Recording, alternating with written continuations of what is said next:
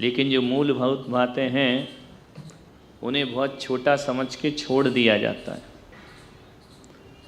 आज ऐसी प्रवृत्ति समाज में आ रही है कि लोग बाग पूजा और दर्शन का महत्व कम कर रहे हैं और स्वाध्याय का महत्व ज़्यादा कर रहे हैं।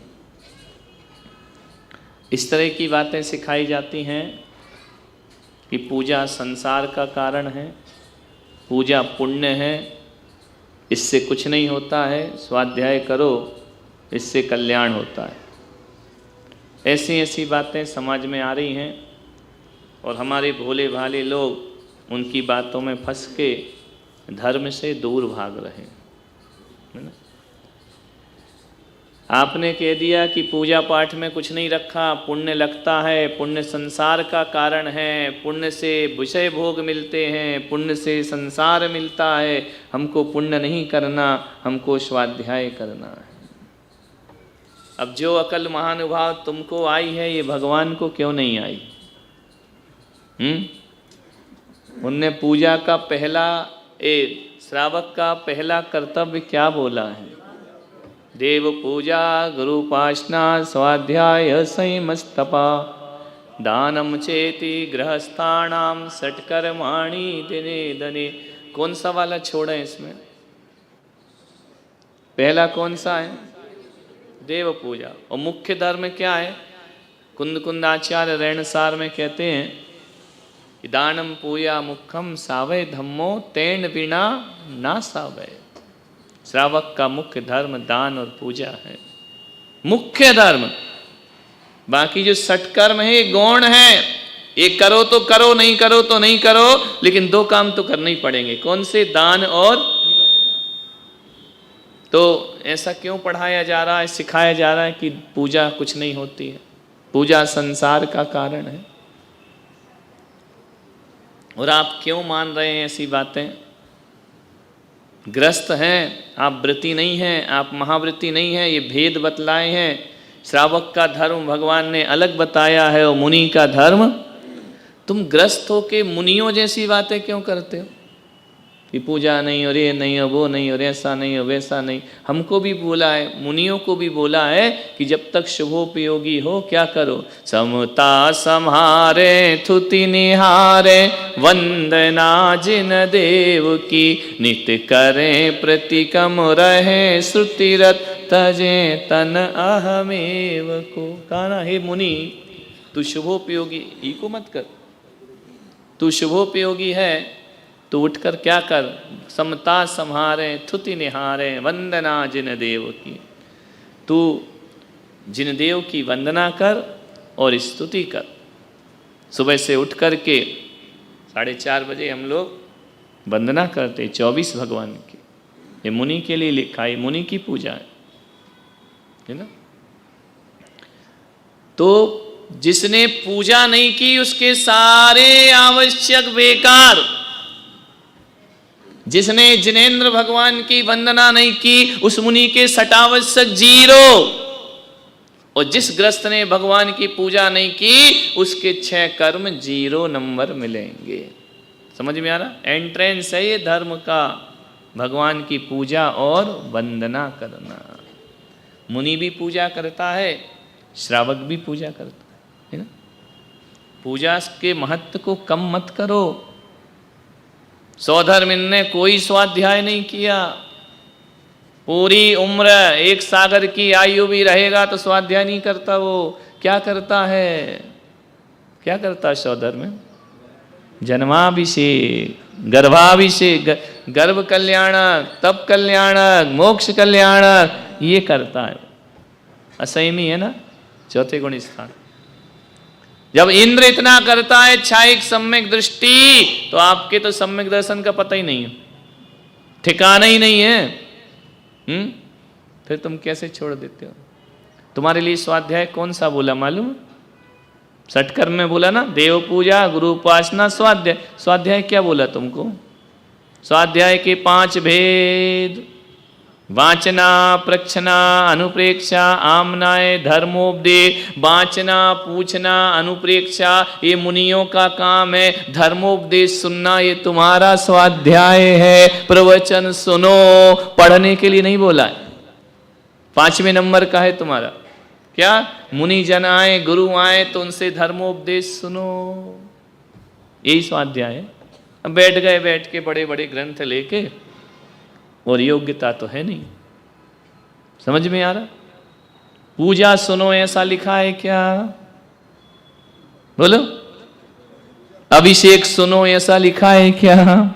क्या लिखा? ये करो, स्वाध्याय सुनो, मुनियों का उपदेश है ना। वाचना कौन करेंगे? मुनि महाराज। प्रक्षना कौन करेंगे? मुनि महाराज। समझ में आ रहा? अनुप्रेक्षा चिंतन कौन करेगा? मुनि महाराज। आमनाय दोहराएगा कौन? मुनि महाराज। धर्मोपदेश कौन सुनेगा? वो तुम प्रवचन पढ़ पढ़ के कर कर के हमें सुना रहे हो कि महाराज कैसे होते, उल्टी गंगा बाहर है। तुम्हारा काम है धर्मोपदेश सुनना, प्रथमान योग आदि जैसा बताएं मुनि महाराज वैसा सुनो। तो आजकल तो तुम पढ़ पढ़ के महाराजों को सुना रहे, सब उल्टा सीधा हो रहा ना। मैं अक्सर एक जगह एक प्रश्न पूछता हूं कि आप एग्जाम देने गए परीक्षा में और कॉपी में कुछ नहीं लिखा, अकेला नाम लिखा, तो कितने नंबर मिलेंगे? क्यों क्यों मिले 0? एग्जाम हॉल में तो गए हो ना, बोलो। एग्जाम हॉल में जाने के कोई नंबर नहीं है, समझ में आ रहा? उस सीट पर बैठने के भी कोई नंबर नहीं है, प्रश्न पत्र पढ़ने के भी कोई नंबर नहीं है। पढ़ते रहो शास्त्र, कोई नंबर नहीं। क्या करने के नंबर हैं? लिखने के। और नहीं लिखा तो नंबर कितने? अब तुम्हारा स्वाध्याय ऐसा ही है कि एग्जाम हॉल में जाके पढ़ रहे हो, लिख तो कुछ नहीं रहे, पढ़ने के कितने नंबर मिलेंगे? प्रश्न प्रश्न पढ़ रहे, 0 मिलेंगे ना। नहीं लिखोगे तो 0। एक आदमी ने इतना लिखा, एक बच्चे ने इतना लिखा, इतना लिखा, 4 सप्लीमेंट्री कॉपी भर दी, सब गलत लिखा, कितने नंबर? पहले वाला क्यों फेल हुआ? बोलो। लिखा नहीं इसलिए फेल हुआ ना, गलत सही तो छोड़ो, लिखा ही नहीं। दूसरे ने तो लिखा है ना, अब पास क्यों नहीं कर रहे हैं? तो लिखा तो है ना, उसने नहीं लिखा था इसलिए फेल। कुछ तो लिखा है इसने, पास होगा कि फेल? पढ़ तो रहे ना, मंदिर जा तो रहे ना, पूजा कर तो रहे ना, स्वाध्याय करते रहे ना, भगवान कह रहे 0 मिलेगा बेटा, फेल हो जाएगा। एक ने बिल्कुल सही सही लिखा, आंसर सीट में बिल्कुल सही सही लिखा, लेकिन इसका उत्तर इसमें लिख दिया, इसका उत्तर इसमें लिख दिया, इसका उत्तर इसमें लिख दिया, कितने नंबर? पहला वाला क्यों फेल हुआ? दूसरे ने लिखा फिर भी क्यों फेल हुआ? तीसरे ने सही लिखा फिर भी फेल क्यों हुआ?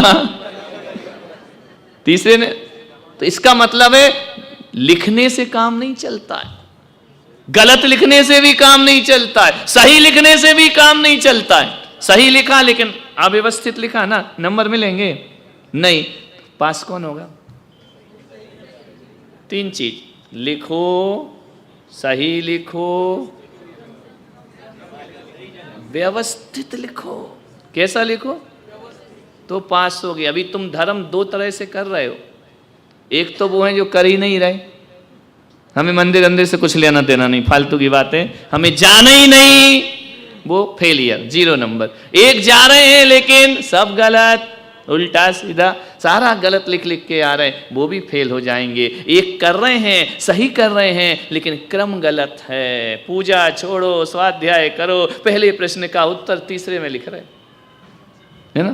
पहले क्या होना चाहिए? देव पूजा, है ना।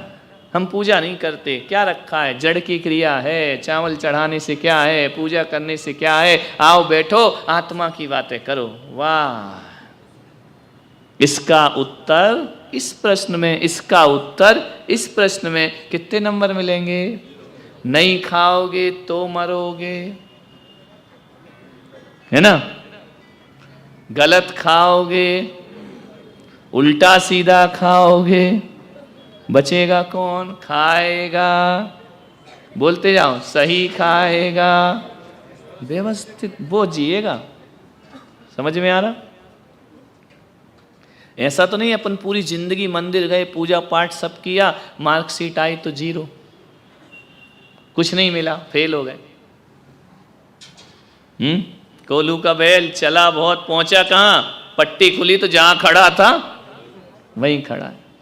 कभी नहीं करना ऐसी बातें, कभी नहीं। जो क्रम भगवान ने बोला है, ध्यान रखना, हे भगवान मैं धर्म करूंगा तो अपनी मर्जी से नहीं, तुम्हारी मर्जी से करूंगा। मैं पूजा करूंगा तो अपनी मर्जी से नहीं, तुम्हारी मर्जी से करूंगा। मैं जो भी लिखूंगा तुम्हारी मर्जी से लिखूंगा। मैं अपनी मर्जी का जीवन नहीं जीऊंगा। मैं सम्यक दृष्टि हूं, मैं तुम्हारी मर्जी का जीवन जीऊंगा। समझ में आ रहा? ना मुझे पंडित की मर्जी का जीना है, ना मुझे टीवी की मर्जी का जीवन जीना है, ना मुझे व्याख्याताओं की मर्जी का जीवन जीना है। मुझे तो वो जीवन जीना है जैसा तुमने बताया है।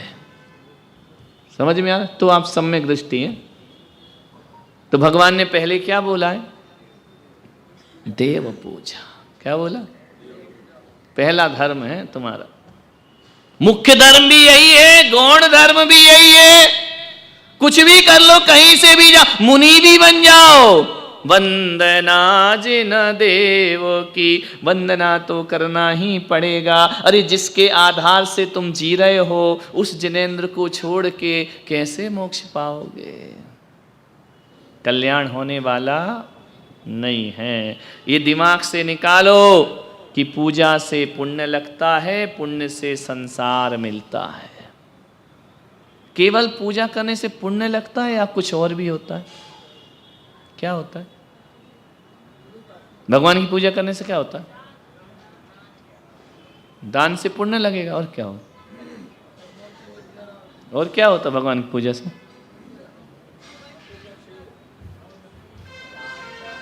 क्या होगा?